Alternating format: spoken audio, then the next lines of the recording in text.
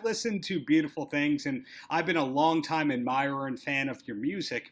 And you still have the Donnie Vie sound. It still has been consistent all these years later, whether it was Enuff Z'Nuff, whether it's a solo career, which I think kind of shows who the driving force. Why do you think that is? Right.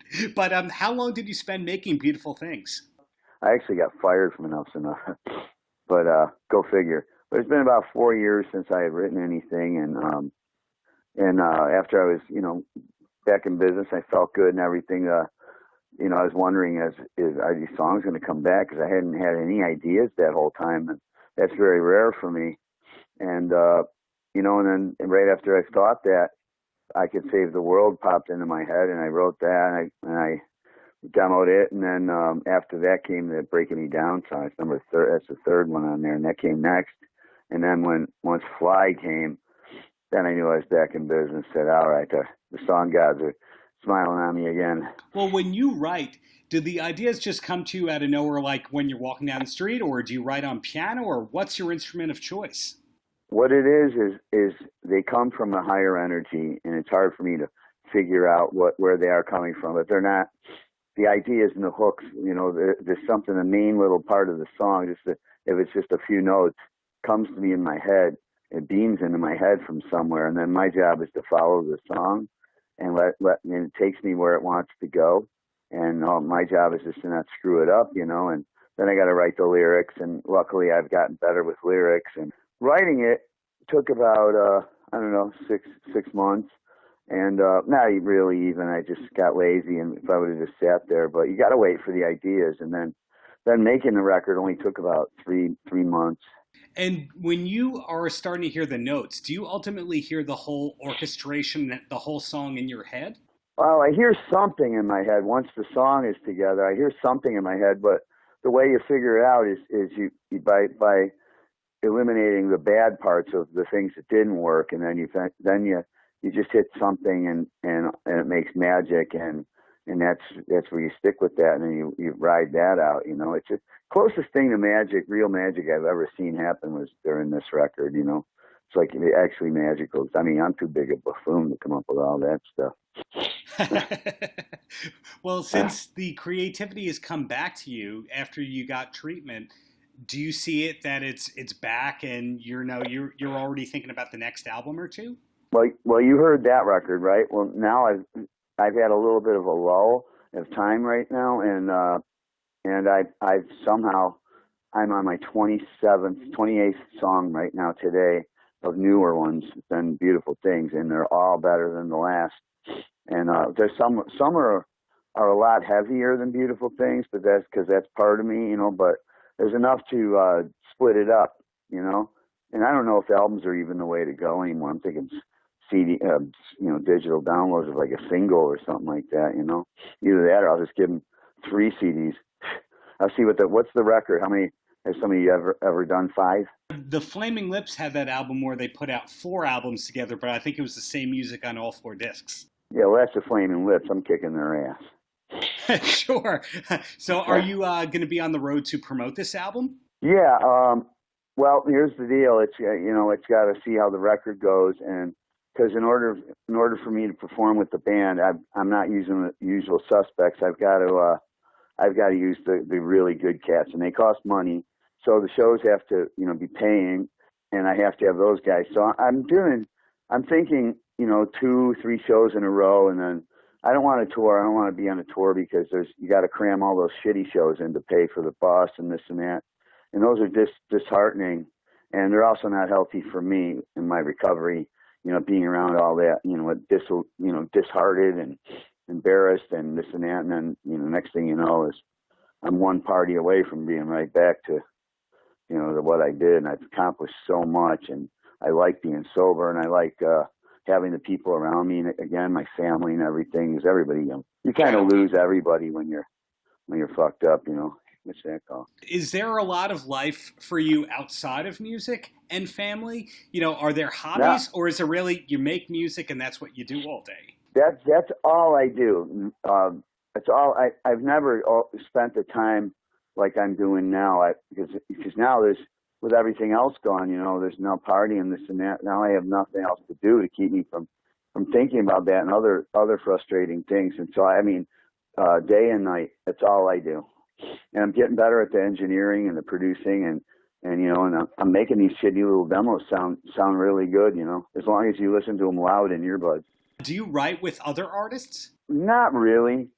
It's, I'd have to really like it to write with another artist. And there's usually then I deal with the same issue of, somebody's ego or feelings, and then they're struggling with something. And I'm like, I'm trying to guide them, like, here, just do this. And then you eventually got to take the guitar out of their hands or whatever out of their hands and say, here's how it goes. And then right there, it's the relationship is fucked up, and this, oh, Donnie's Mr. Know-It-All Jag-Up. I said, well, yeah, you hit the nail on the head, Mr. Know-It-All Jag-Up.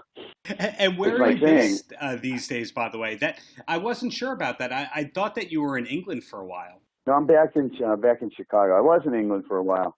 And then when I came back, there was a warrant for my arrest, and I got captured by hillbillies and held without ransom for, 15 months.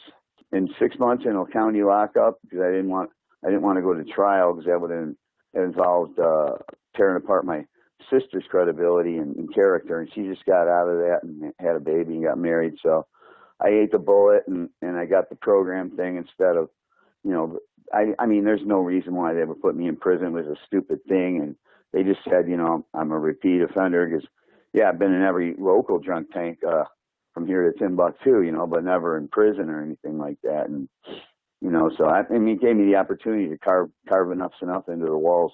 They were denying me the program. I'm like, why would you do that? I've got a life. These guys are all buffoons and hillbillies. You're giving them the program, and I got a life, and I had fans there that were guards and stuff like that, so I got special treatment. And I was actually sad to leave. I was actually digging it, I was the king of the block because I had the most commissary. That's the food you buy on the thing, and everybody working for me. And so, I could call anybody anything. It's no issue. But I went through that whole program. I got my hepatitis C cured. I really went to town with them because you can get your health issues as long as you're taking care of other things. I was already clean by the time they arrested me. I was already off everything. So I went to recovery earlier that year, rehab. So that was no problem. That was a breeze. And I had money, and so they didn't go after be checking on that your spendings, or I didn't have to get a job because I have a job. Just being me is my job. They'd say, "What's your job?" I said, "I'm Donnie Vie."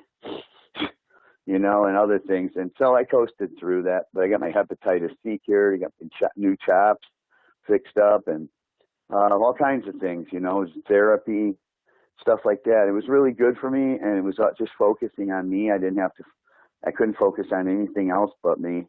And you never get that opportunity, or you can afford that for yourself when you're scratching and clawing for, cash or whatever. You end up just, a slave to that shit, and you just can't, you can't get a chance to do that, and so I did, and I'm all the better for it. And so, God works in mysterious ways, and hindsight is insight. It sounds, though, in hearing all of that you've turned all these negatives into positives, and that I'm really speaking to a restored person that's looking forward to the future. Yeah. I mean, I had a bout with my pancreas earlier this year, and the end of last year I was in the hospital for about a month and a half. My pancreas liquefied on me, and I was, I felt really sick during the making of the record and everything, and I was in not good shape, and so I kind of slipped a little bit and started drinking a little bit just to get the enthusiasm and to get up out of bed because I felt so horrible, and I had to get that done, and but that's over, and I got and I'm completely fine. I'm better. I eat whatever I want now, smoke cigarettes, do whatever I want. And they told me I wouldn't be able to have a piece of pizza for a year. I said, fuck you. So I'm having some pizza. And the doctor came into the thing and gave me that movie moment where, it tells you, get your affairs in order and this and that. I'm like, shit, my affairs, what do you mean? I'm going to die? He goes, very good chance. You get the fuck out of my room, Dr. Death. I'm a tank. I've lived through much. I could feel in my body that I wasn't going to die. I just felt it, and so I did survive it. And yeah, it is renewed. Because you get good people back, and luckily I still got my voice, and and the songwriting's better than ever. And, it's a blessing, and I'm not looking for the pot of gold at the end of the rainbow anymore. I'm just enjoying the rainbow now. And so, the ego and everything is gone, and the asshole is pretty gone, because I'm in good mood. I feel good. There's no stress or anxiety on me, except that my uncle took his life this week. That's pretty hard on the family. And that's the guy that put my first guitar in my hands. And you want to hear something really freaky? Sure. That guitar, I was a little kid then. It was in the wind. I forget what I did with it, but it was gone. It was in the wind. And I just played in Arkansas a month or two ago, and it was hanging on this guy's wall. And I went up and looked at it, because I said, that's exactly the first guitar I had. And then I went and looked at it, and I seen the two different screws that my grandfather fixed it and put it in there, and the one on the back and the scratches and stuff. I go, it is the exact guitar. And that was the one that my uncle had given me, and the guy gave it to me. He said, here, take it, happy birthday. And I brought that home, and I've got it right here. And then, 2 months later, he kills himself. That's absolutely weird, to say the least. I don't want to be I'm not trying to be Captain Downer, but the whole family's in turmoil right now. I can imagine, but hey, as long as the music is fantastic, and I think that's what the people want to see from Donnie Vie. They want to hear great constructed tunes, and hopefully that's what keeps you on path to the places you want to be. It's what I do, because I contemplated not doing this anymore when after I did, that White Album thing. I got fired from Enuff Z'Nuff. I don't know if I mentioned that already, and I was pretty down, and I had a few song ideas left, so I cleared out the basement and the closets and everything of song ideas, and did that whole White Album thing just on my own computer and this and that, and I'd send the files off to another guy to mix them. But that was my plan, was this is not healthy for me. This is not doing. I've spent how many, God knows, 30 years or so trying to do this, and it just seems like it's not going to happen. And but then I thought afterwards, after the program, I thought, well, what the fuck else am I going to do? That's what I do, And then when the songs came back, I just know that the way they come to me and everything, this is my purpose in life. And so now I'm through jacking off and fucking it all up. Now I'm putting in as much effort as the gods to give me the songs, And they took them away because I was too big a fuck up. They're like, we're not wasting this shit on you anymore. And thank God they came back. But I'll give you a money back guarantee on this record. So, in closing, any last words for the kids? The kids, yeah, stick with Plan B. Go to school, and try to get in the Army or the Navy with your amazing skills at pushing buttons and killing things, and because then they could probably use that now. And music. Yeah, try to listen to the old records when it was special, and if you're going to be in this, do this thing. You've got to love it, and you got to be fulfilled with it. And then if any money comes after that, then that's great. But if you're going to do it, don't expect anything except to be an artist and to rock stars, and all that is in the past. And I'd like to tell the fans out there that you give me a purpose and a reason to breathe and a reason to get up and do things, and they always have. And so now I'm just making sure that I don't, let them down. So I always try to make my next record, even including with Enuff Z'Nuff, better, or at least evolved than the last record. And when I feel that that's not happening anymore, then I'll stop putting them out.